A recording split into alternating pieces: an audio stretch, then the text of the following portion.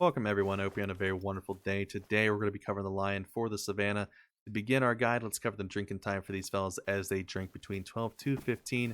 Now they can be found in the main central region of the map there. They will not be found on the outer boundaries on the outskirts or in the bottom left hand lake of the map whatsoever.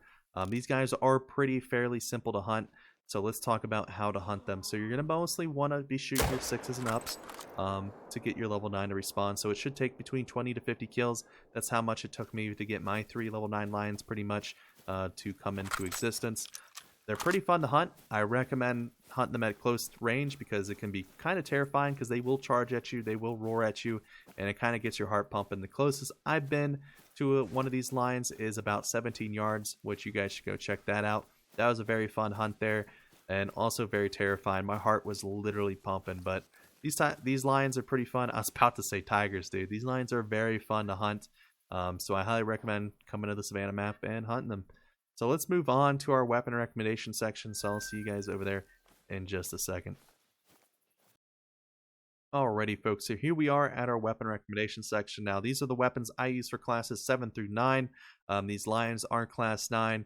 So probably the best honest recommendation for these guys is the 300 mag tactical. The reason being is because due to their confined nature across all these lakes, you're going to have multiple targets at a single lake. So that's the reason why I recommend bringing a semi-auto rifle, is just to be able to deal with them in quick succession there, just to have a higher chance of getting that level 9 to respawn in. Another solid recommendation is the 375. I would recommend the 4570 for these guys, but they're pretty freaking beefy. So I'm going to just mostly stick to suggesting 300 and the 375. Another honorable mention is that 338 there. It used to be my go-to rifle for big game hunting, but the 375 and the 300 kind of outshine it by tenfold, but it is another solid choice. And if you don't have access to any of the weapons here, the Malmer 7mm is another fallback rifle to use for class 9s.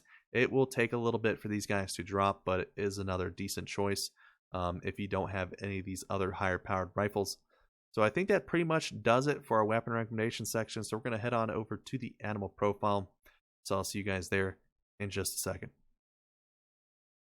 Alrighty, folks, so here we are at the end of today's video. Before I let you guys go and do a quick animal profile breakdown.